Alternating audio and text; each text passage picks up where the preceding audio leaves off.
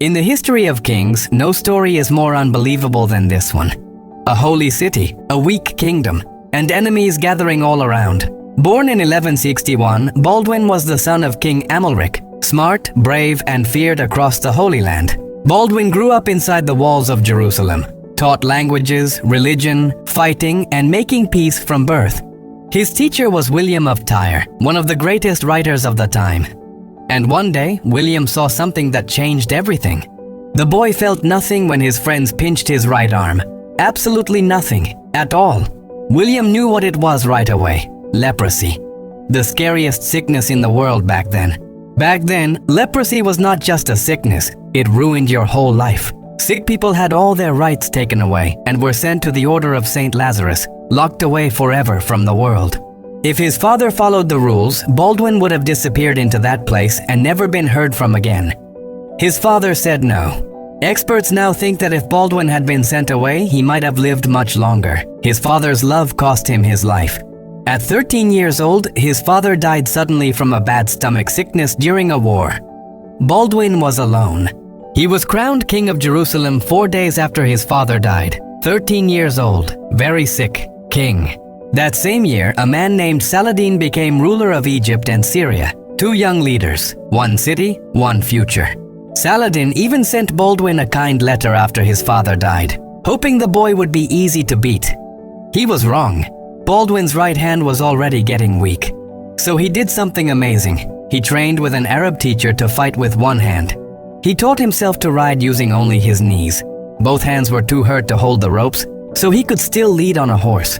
In 1177, Saladin attacked with 26,000 soldiers. He kept Baldwin's best leaders busy in the north. Jerusalem had almost no protection. Baldwin rode to Ascalon with only 375 fighters. Every war expert said it was a deadly mistake. Saladin trapped him inside Ascalon's walls, then marched toward Jerusalem, which was totally wide open. Saladin looked down on the sick boy king so much that he let his whole army spread out across the land, stealing, resting, totally unready for a fight. Baldwin saw it. He called his war leaders, looked at the land, and made a plan no one expected. He would trick Saladin's army into muddy ground, where their huge numbers would become a problem, not a help. In the dark of night, Baldwin broke out of Ascalon. He reached out to the fighters at Gaza and ordered them to leave their fort and join him. On the 25th of November 1177, Baldwin found Saladin's army at Montgisard, spread out, resting, totally unready. He carried a holy cross in front of his army. His priest prayed, his men attacked, and history changed. Saladin's army broke down in total fear. The leader ran away on a camel, escaping with only a small part of his 26,000 men. Muslim writers called this Saladin's worst loss ever. It would take him 10 years to get his confidence back. Baldwin was 16. He celebrated his win by building a church on the battlefield, named after St. Catherine for her special day. But winning made Baldwin brave. He quickly began building a giant fort at Jacob's Ford, a key river crossing directly threatening Saladin's main city. Saladin was scared. He offered Baldwin 60,000 gold coins to stop building, then 100,000. Baldwin said no both times. In June 1179, before the fort was finished, disaster struck. Saladin surprise attacked Baldwin's army at Marjayun near the river. Baldwin was knocked off his horse. He could not get back on alone. A single fighter carried the King of Jerusalem to safety on his back through the mess. Saladin used his win right away. He surrounded Jacob's Ford, Baldwin's biggest project, for 5 terrible days. Saladin's workers dug under the walls and made them fall. The fort was taken. 700 of Baldwin's men were killed or captured. Then something strange happened. The dead bodies gave Saladin's army a bad sickness. 10 of his best leaders died. His attack stopped. Baldwin saw a chance. In 1180, he agreed to a 2-year peace deal with Saladin, giving Jerusalem important time to heal and rebuild. During the peace, Baldwin made a secret plan, sending helpers to faraway cities, making friends and deals across the sea. But his own loyal man, Reynold, broke the peace in 1181 by attacking a Muslim trade group, going against Baldwin's clear order. Saladin used the broken peace as a reason to attack again in 1182. Baldwin went to meet him at Le Forbelay, now too sick to ride in the front. The Battle of Le Forbelay. Burning heat. A king carried on a stretcher. a smaller army, and a win that made no sense at all. His writer noted that as many men died from the hot sun as by the sword. But Baldwin refused to leave the field, and his army refused to lose. Baldwin then moved quickly to Tyre, gathered ships from other cities, and made a sea army to stop Saladin's attack on Beirut. When Saladin heard the news that Baldwin was coming by sea, he gave up the attack on Beirut and ran north. Baldwin had won without firing a single arrow.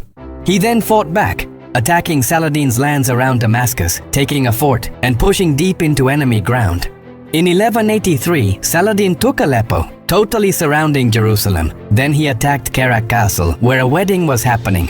The king's mother, the old queen, and the princess of Jerusalem were all trapped inside the wedding, surrounded by Saladin's army.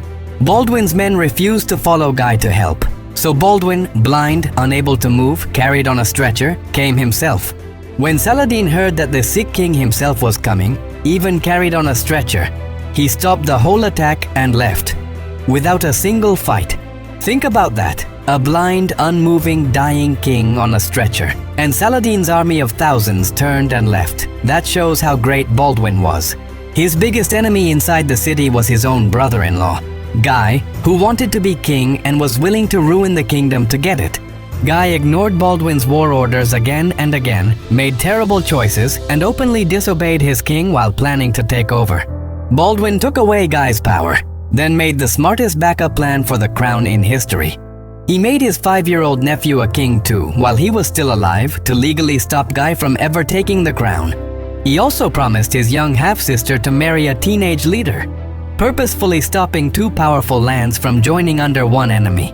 By 1184, he was totally blind. He could not use his hands or feet. He had to be carried everywhere. He was 22 years old.